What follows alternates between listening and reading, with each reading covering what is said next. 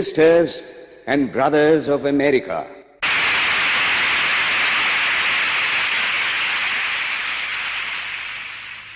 it fills my heart with joy unspeakable to rise in response to the warm and cordial welcome which you have given us. I thank you in the name of the most ancient order of monks in the world. I thank you in the name of the mother of religions. And I thank you in the name of the millions and millions of Hindu people of all classes and sects.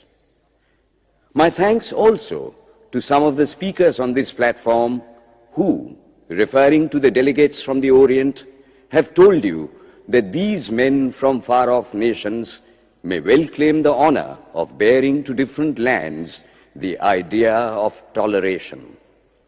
I am proud to belong to a religion which has taught the world both tolerance and universal acceptance. We believe not only in universal toleration, but we accept all religions as true. I am proud to belong to a nation which has sheltered the persecuted and the refugees of all religions and all nations of the earth. I am proud to tell you that we have gathered in our bosom the purest remnant of the Israelites who came to southern India and took refuge with us in the very year in which their holy temple was shattered to pieces by Roman tyranny. I am proud to belong to the religion which has sheltered and is still fostering the remnant of the grand Zoroastrian nation.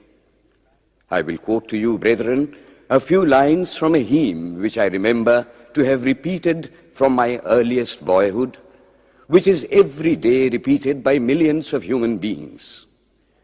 As the different streams, having their sources in different places, all mingle their water in the sea, so, O Lord, the different paths which men take through different tendencies, various though they appear, crooked or straight, all lead to Thee.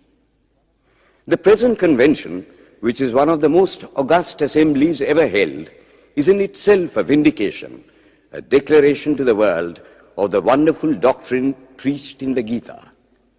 Whosoever comes to me, through whatsoever form, I reach him. All men are struggling through paths which in the end lead to me. Sectarianism, bigotry, and its horrible descendant, fanaticism, have long possessed this beautiful earth. They have filled the earth with violence, drenched it often and often with human blood, destroyed civilization, and sent whole nations to despair. Had it not been for these horrible demons, human society would be far more advanced than it is now.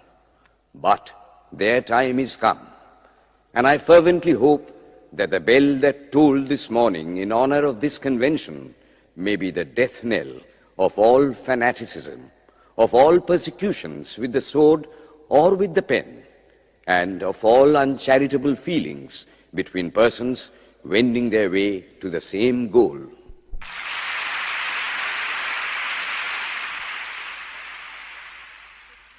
Ladies and gentlemen, on the agenda for today, the 15th of September, 1893, a galaxy of eminent speakers are scheduled to address us, and it gives us great pleasure to once again invite Swami Vivekananda to speak. His subject for today, Why We Disagree. I will tell you a little story. You have heard the eloquent speaker who has just finished say, "Let us cease from abusing each other," and he was very sorry that there should be always so much variance.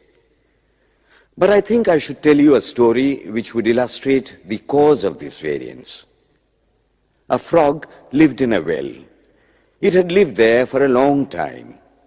It was born there and brought up there, and yet was a little small frog. Of course, the evolutionists were not there then to tell us whether the frog lost its eyes or not, but for our story's sake, we must take it for granted that it had its eyes, and that it every day cleansed the water of all the worms and bacilli that lived in it with an energy that would do credit to our modern bacteriologists. In this way, it went on and became a little sleek and fat. Well, one day, another frog that lived in the sea came and fell into the well. "Where are you from?" "I am from the sea." "The sea? How big is that? Is it as big as my well?" And he took a leap from one side of the well to the other. "My friend," said the frog of the sea, "how do you compare the sea with your little well?" Then the frog took another leap and asked, "Is your sea so big?" "What nonsense you speak, to compare the sea with your well." "Well then," said the frog of the well, "nothing can be bigger than my well. There can be nothing bigger than this. This fellow is a liar, so turn him out." That has been the difficulty all the while. I am a Hindu. I am sitting in my own little well and thinking that the whole world is my little well. The Christian sits in his little well and thinks the whole world is his well. The Mohammedan sits in his little well and thinks that is the whole world. I have to thank you of America for the great attempt you are making to break down the barriers of this little world of ours, and hope that in the future the Lord will help you to accomplish your purpose.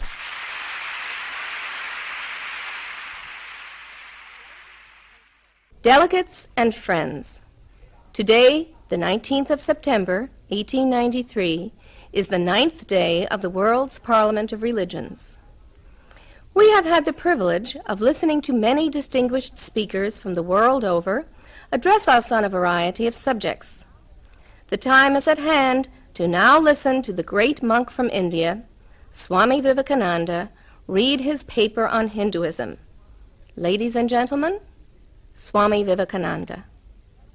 From the high spiritual flights of the Vedanta philosophy, of which the latest discoveries of science seem like echoes, to the low ideas of idolatry with its multifarious mythology, the agnosticism of the Buddhists and the atheism of the Jains, each and all have a place in the Hindu's religion. Where then, the question arises, where is the common center to which all these widely diverging radii converge?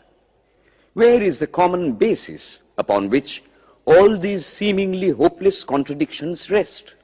And this is the question I shall attempt to answer. The Hindus have received their religion through revelation, the Vedas. They hold that the Vedas are without beginning and without end. It may sound ludicrous to this audience how a book can be without beginning or end. But by the Vedas, no books are meant. They mean the accumulated treasury of spiritual laws discovered by different persons in different times. Just as the law of gravitation existed before its discovery and would exist if all humanity forgot it, so is it with the laws that govern the spiritual world. The moral, ethical, and spiritual relations between soul and between individual spirits and the Father of all spirits were there before their discovery and would remain even if we forgot them. The discoverers of these laws are called rishis, and we honor them as perfected beings. I'm glad to tell this audience that some of the very greatest of them were women. Here it may be said that these laws, as laws, may be without end, but they must have had a beginning. The Vedas teach us that creation is without beginning or end. Science is said to have proved that the sum total of cosmic energy is always the same. Then, if there was a time when nothing existed, where was all this manifested energy? Some say it was in a potential form in God.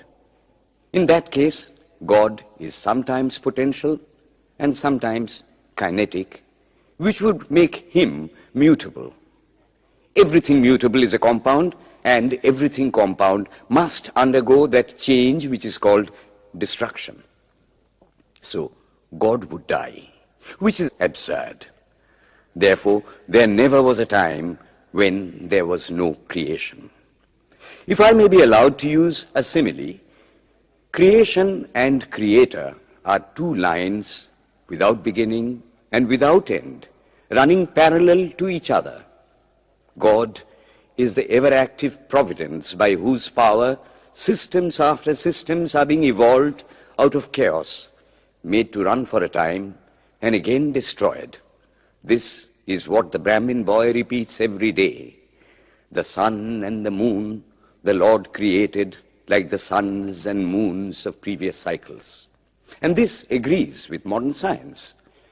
Here I stand, and if I shut my eyes and try to conceive my existence, what is the idea before me? The idea of a body.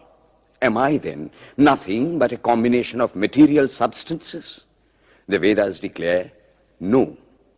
I am a spirit living in a body. I am not the body. The body will die, but I shall not die. Here am I in this body. It will fall, but I shall go on living. I had also a past. The soul was not created, for creation means a combination, which means a certain future dissolution.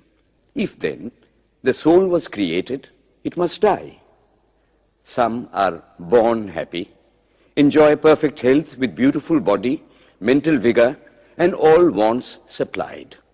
Others are born miserable. Some are without hands or feet. Others again are idiots and only drag on a wretched existence. Why, if they are all created, why does a just and merciful God create one happy and another unhappy? Why is he so partial? Nor would it mend matters in the least to hold that those who are miserable in this life will be happy in a future one. Why should a man be miserable even here in the reign of a just and merciful God? In the second place, the idea of a creator God does not explain the anomaly, but simply expresses the cruel fiat of an all-powerful being. There must have been causes then, before his birth, to make a man miserable or happy, and those were his past actions. Are not all the tendencies of the mind and the body accounted for by inherited aptitude? Here are two parallel lines of existence, one of the mind, the other of matter. If matter and its transformations answer for all that we have, there is no necessity for supposing the existence of a soul. But it cannot be proved that thought has been evolved out of matter. And if a philosophical monism is inevitable, spiritual monism is certainly logical and no less desirable than a materialistic monism. But neither of these is necessary here. We cannot deny that bodies acquire certain tendencies from heredity, but those tendencies only mean the physical configuration through which a peculiar mind alone can act in a peculiar way. There are other tendencies peculiar to a soul caused by his past actions, and a soul with a certain tendency would, by the laws of affinity, take birth in a body which is the fittest instrument for the display of that tendency. This is in accord with science, for science wants to explain everything by habit, and habit is got through repetitions. So, repetitions are necessary to explain the natural habits of a newborn soul, and since they were not obtained in this present life, they must have come down from past lives. There is another suggestion. Taking all these for granted, how is it that I do not remember anything of my past life? This can be easily explained. I am now speaking in English. It is not my mother tongue. In fact, no words of my mother tongue are now present in my consciousness. But let me try to bring them up. And they rush in. That shows that consciousness is only the surface of the mental ocean, and within its depths are stored up all our experiences. Try and struggle. They would come up, and you would be conscious even of your past life. This is direct and demonstrative evidence. Verification is the perfect proof of a theory, and here is the challenge thrown to the world by the rishis. We have discovered the secret by which the very depths of the ocean of memory can be stirred up. Try it, and you would get a complete reminiscence of your past life. So then, the Hindu believes that he is a spirit. Him the sword cannot pierce, him the fire cannot burn, him the water cannot melt, him the air cannot dry. Is nowhere but whose center is located in the body, and that death means the change of this center from body to body. Nor is the soul bound by the conditions of matter. In its very essence, it is free, unbounded, holy, pure, and perfect. But somehow or other, it finds itself tied down to matter and thinks of itself as matter. Why should the free, perfect, and pure being be thus under the thraldom of matter, is the next question. How can the perfect soul be deluded into the belief that it is imperfect? We have been told that the Hindus shirk the question and say that no such question can be there. Some thinkers want to answer it by positing one or more quasi-perfect beings and use big scientific names to fill up the gap. But naming is not explaining. The question remains the same. How can the perfect become the quasi-perfect? How can the pure, the absolute, change even a microscopic particle of its nature? But the Hindu is sincere. He does not want to take shelter under sophistry. He is brave enough to face the question in a manly fashion, and his answer is, I do not know. I do not know how the perfect being, the soul, came to think of itself as imperfect, as joined to and conditioned by matter. But the fact is a fact for all that. It is a fact in everybody's consciousness that one thinks of oneself as the body. The Hindu does not attempt to explain why one thinks one is the body. The answer, that it is the will of God, is no explanation. This is nothing more than what the Hindu says, I do not know. Well then, the human soul is eternal and immortal, perfect and infinite, and death means only a change of center from one body to another. The present is determined by our past actions, and the future by the present. The soul will go on evolving up or reverting back from birth to birth and death to death. But here is another question. Is man a tiny boat in a tempest, raised one moment on the foamy crest of a billow and dashed down into a yawning chasm the next, rolling to and fro at the mercy of good and bad actions, a powerless, helpless wreck in an ever-raging, ever-rushing, uncompromising current of cause and effect, a little moth placed under the wheel of causation, which rolls on, crushing everything in its way, and waits not for the widow's tears or the orphan's cry? The heart sinks at the idea. Yet, this is the law of nature. Is there no hope? Is there no escape?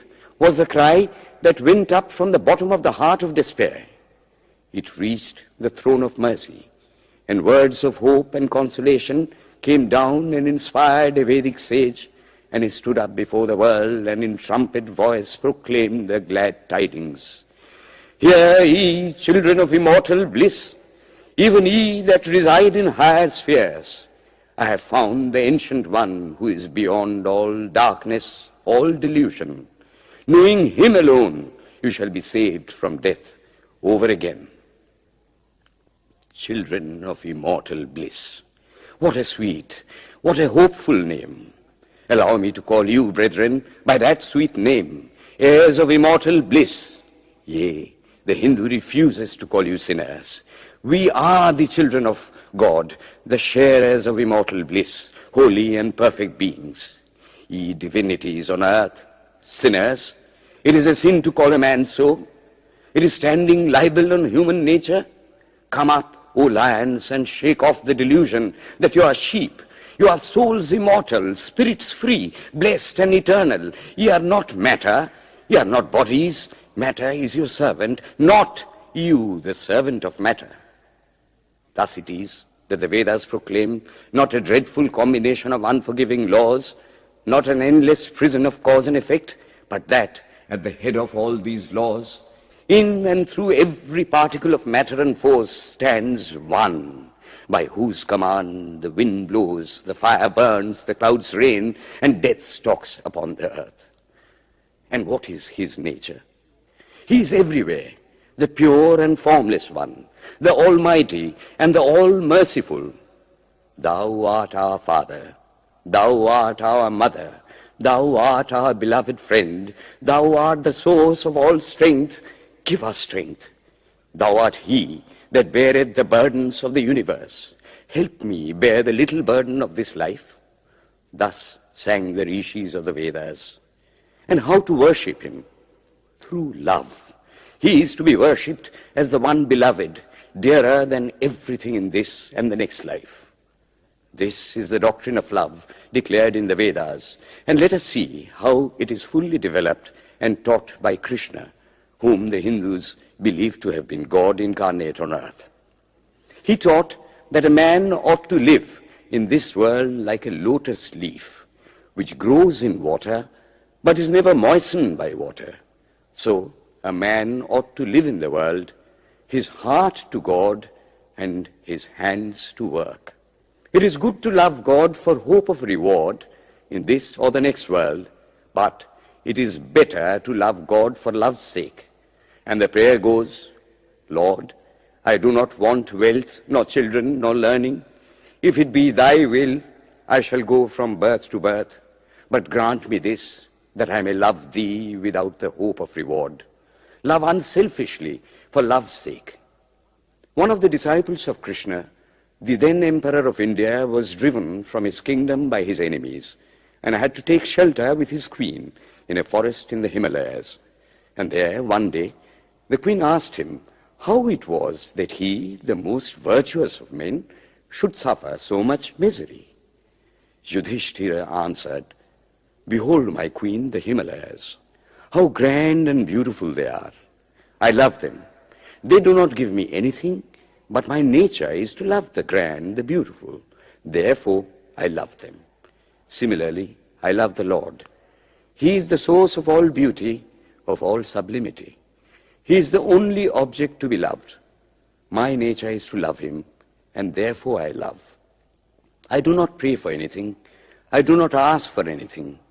Let him place me wherever he likes. I must love him for love's sake. I cannot trade in love. The Vedas teach that the soul is divine, only held in the bondage of matter. Perfection will be reached when this bond will burst, and the word they use for it is, therefore, mukti, freedom. Freedom from the bonds of imperfection, freedom from death and misery. And this bondage can only fall off through the mercy of God, and this mercy comes on the pure. So, purity is the condition of his mercy. How does that mercy act? He reveals himself to the pure heart. The pure and the stainless see God, yea, even in this life. Then and then only, all the crookedness of the heart is made straight. Then all doubt ceases. He is no more the freak of a terrible law of causation. This is the very center, the very vital conception of Hinduism. The Hindu does not want to live upon words and theories. If there are existences beyond the ordinary sensuous existence, he wants to come face to face with them. If there is a soul in him which is not matter, if there is an all-merciful universal soul, he will go to him direct. He must see him, and that alone can destroy all doubts. So, the best proof a Hindu sage gives about the soul, about God, is, I have seen the soul, I have seen God. And that is the only condition of perfection. The Hindu religion does not consist in struggles and attempts to believe a certain doctrine or dogma, but in realizing, not in believing, but in being and becoming. Thus, the whole object of their system is by constant struggle to become perfect, to become divine, to reach God and see God. And this reaching God, seeing God, becoming perfect, even as the Father in heaven is perfect, constitutes the religion of the Hindus. And what becomes of a man when he attains perfection? He lives a life of bliss infinite. He enjoys infinite and perfect bliss, having obtained the only thing in which man ought to have pleasure, namely God, and enjoys the bliss with God. So far, all the Hindus are agreed. This is the common religion of all the sects of India. But then, perfection is absolute, and the absolute cannot be two or three. It cannot have any qualities. It cannot be an individual. And so, when a soul becomes perfect and absolute, it must become one with Brahma, and it would only realize the Lord as the perfection, the reality of its own nature and existence, the existence absolute, knowledge absolute, and bliss absolute. We have often and often read this called the losing of individuality and becoming a stock or a stone. He jests at scars that never felt a wound.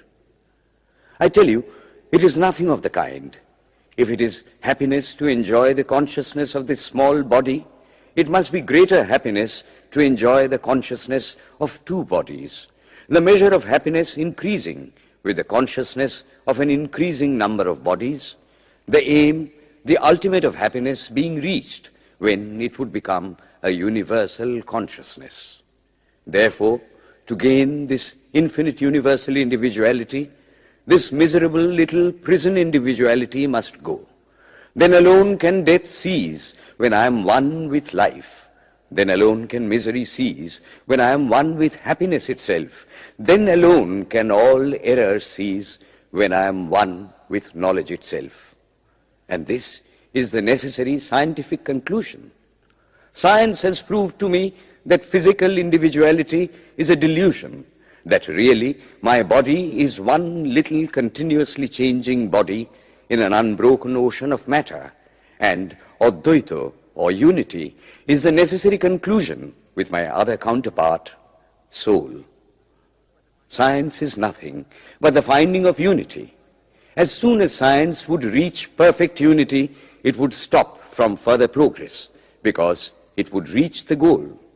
Thus, chemistry could not progress farther when it would discover one element out of which all others could be made.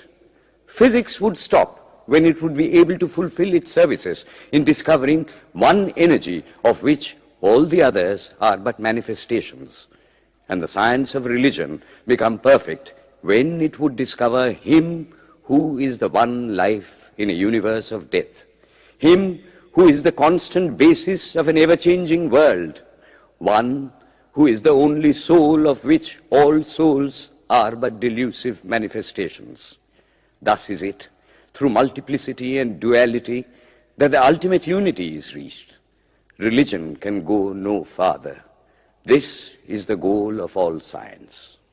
All science is bound to come to this conclusion in the long run. Manifestation and not creation is the word of science today. And the Hindu is only glad that what he has been cherishing in his bosom for ages is going to be taught in more forcible language and with further light from the latest conclusions of science. Descend we now from the aspirations of philosophy to the religion of the ignorant. At the very outset, I may tell you that there is no polytheism in India. In every temple, if one stands by and listens, one will find the worshippers applying all the attributes of God, including omnipresence, to the images. It is not polytheism, nor would the name henotheism explain the situation. The rose, called by any other name, would smell as sweet. Names are not explanations. The tree is known by its fruits. When I have seen amongst them that are called idolaters, men, the like of whom, in morality and spirituality and love, I have never seen anywhere, I stop and ask myself, can sin beget holiness? Superstition is a great enemy of man, but bigotry is worse. Why does a Christian go to church? Why is the cross holy? Why is the face turned toward the sky in prayer? Why are there so many images in the Catholic Church? Why are there so many images in the minds of Protestants when they pray? My brethren, we can no more think about anything without a mental image than we can live without breathing. By the law of association, the material image calls up the mental idea and vice versa. This is why the Hindu uses an external symbol when he worships. He will tell you it helps to keep his mind fixed on the being to whom he prays. He knows, as well as you do, that the image is not God, is not omnipresent. After all, how much does omnipresence mean to almost the whole world? It stands merely as a word, a symbol. Has God superficial area? If not, when we repeat that word omnipresent, we think of the extended sky or of space. That is all. As we find that somehow or other, by the laws of our mental constitution, we have to associate our ideas of infinity with the image of the blue sky or of the sea, so we naturally connect our idea of holiness with the image of a church, a mosque, or a cross. The Hindus have associated the ideas of holiness, purity, truth, omnipresence, and such other ideas with different images and forms. But with this difference, that while some people devote their whole lives to their idol of a church and never rise higher, because with them religion means an intellectual assent to certain doctrines and doing good to their fellows, the whole religion of the Hindu is centered in realization. Man is to become divine by realizing the divine. Idols or temples or churches or books are only the supports, the helps of his spiritual childhood, but on and on he must progress. He must not stop anywhere. External worship, material worship, say the scriptures, is the lowest stage. Struggling to rise high, mental prayer is the next stage. But the highest stage is when the Lord has been realized. Mark, the same earnest man who is kneeling before the idol tells you, him the sun cannot express, nor the moon, nor the stars, the lightning cannot express him, nor what we speak of as fire. Through him they shine. But he does not abuse anyone's idol or call its worship sin. He recognizes in it a necessary stage of life. The child is father of the man. Would it be right for an old man to say that childhood is a sin or youth is a sin? If a man can realize his divine nature with the help of an image, would it be right to call that a sin? Nor, even when he has passed that stage, should he call it an error. To the Hindu, man is not traveling from error to truth, but from truth to truth, from lower to higher truth. To him, all the religions, from the lowest fetishism to the highest absolutism, mean so many attempts of the human soul to grasp and realize the infinite, each determined by the conditions of its birth and association, and each of these marks a stage of progress. And every soul is a young eagle soaring higher and higher, gathering more and more strength till it reaches the glorious sun. Unity in variety is the plan of nature, and the Hindu has recognized it. Every other religion lays down certain fixed dogmas and tries to force society to adopt them. It places before society only one coat which must fit Jack and John and Henry all alike. If it does not fit John or Henry, he must go without a coat to cover his body. The Hindus have discovered that the absolute can only be realized or thought of or stated through the relative, and the images, crosses and crescents are simply so many symbols, so many pegs to hang spiritual ideas on. It is not that this help is necessary for everyone, but those that do not need it have no right to say that it is wrong, nor is it compulsory in Hinduism. One thing I must tell you, idolatry in India does not mean anything horrible. It is not the mother of harlots. On the other hand, it is the attempt of undeveloped minds to grasp high spiritual truths. The Hindus have their faults, they sometimes have their exceptions, but mark this, they are always for punishing their own bodies and never for cutting the throats of their neighbors. If the Hindu fanatic burns himself on the pyre, he never lights the fire of inquisition. And even this cannot be laid at the door of his religion any more than the burning of witches can be laid at the door of Christianity. To the Hindu, then, the whole world of religions is only a traveling, a coming up of different men and women through various conditions and circumstances to the same goal.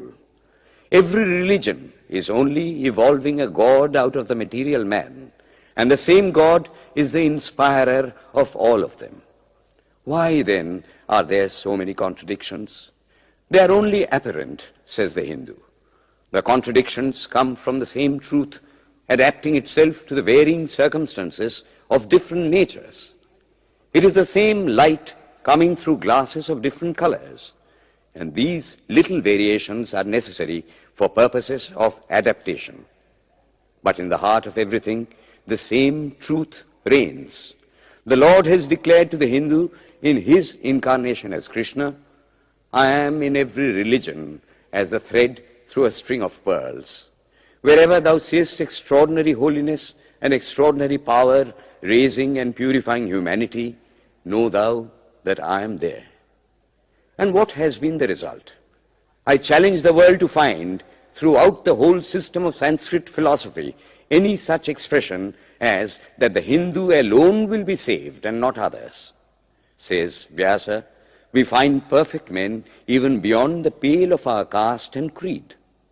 One thing more, how then can the Hindu, whose whole fabric of thought centers in God, believe in Buddhism, which is agnostic, or in Jainism, which is atheistic? The Buddhists or the Jains do not depend upon God, but the whole force of their religion is directed to the great central truth in every religion, to evolve a God out of man. They have not seen the Father, but they have seen the Son. And he that hath seen the Son hath seen the Father also. This, brethren, is a short sketch of the religious ideas of the Hindus. The Hindu may have failed to carry out all his plans, but if there is ever to be a universal religion, it must be one which will have no location in place or time, which will be infinite like the God it will preach, and whose sun will shine upon the followers of Krishna and of Christ, on saints and sinners alike, which will not be Brahminic or Buddhistic, Christian or Mohammedan, but the sum total of all these, and still have infinite space for development, which in its Catholicity will embrace in infinite arms and find a place for every human being from the lowest groveling savage, not far removed from the brute, to the highest man towering by the virtues of his head and heart almost above humanity, making society stand in awe of him and doubt his human nature.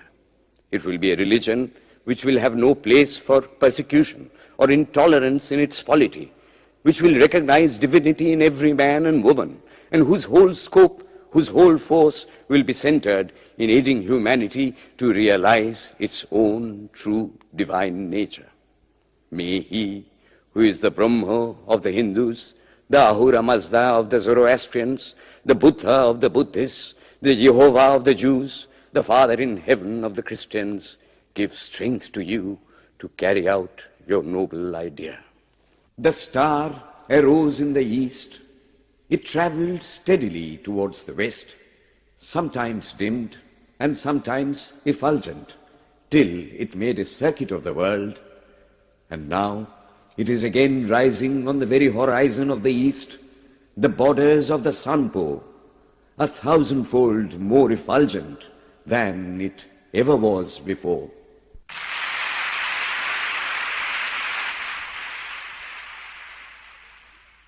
Today, the 26th of September, 1893, is the penultimate day of this Parliament of Religions at Chicago. We have listened to engrossing discourses on the religions and theologies of the participating countries in these past 2 weeks. In continuing this series, Swami Vivekananda will now speak on Buddhism, the fulfillment of Hinduism. The religion of the Hindus is divided into two parts, the ceremonial and the spiritual. The spiritual portion is specially studied by the monks. In that, there is no caste. A man from the highest caste and a man from the lowest may become a monk in India, and the two castes become equal. In religion, there is no caste. Caste is simply a social institution. When Buddha was teaching, Sanskrit was no more the spoken language in India. It was then only in the books of the learned. Some of Buddha's Brahmin disciples wanted to translate his teachings into Sanskrit, but he distinctly told them, "I am for the poor, for the people. Let me speak in the tongue of the people." And so, to this day, the great bulk of his teachings are in the vernacular of that day in India. Whatever may be the position of philosophy, whatever may be the position of metaphysics, so long as there is such a thing as death in the world, so long as there is such a thing as weakness in the human heart, so long as there is a cry going out of the heart of man in his very weakness, there shall be a faith in God. Let us then join the wonderful intellect of the Brahmin with the heart, the noble soul, the wonderful humanizing power of the great Master.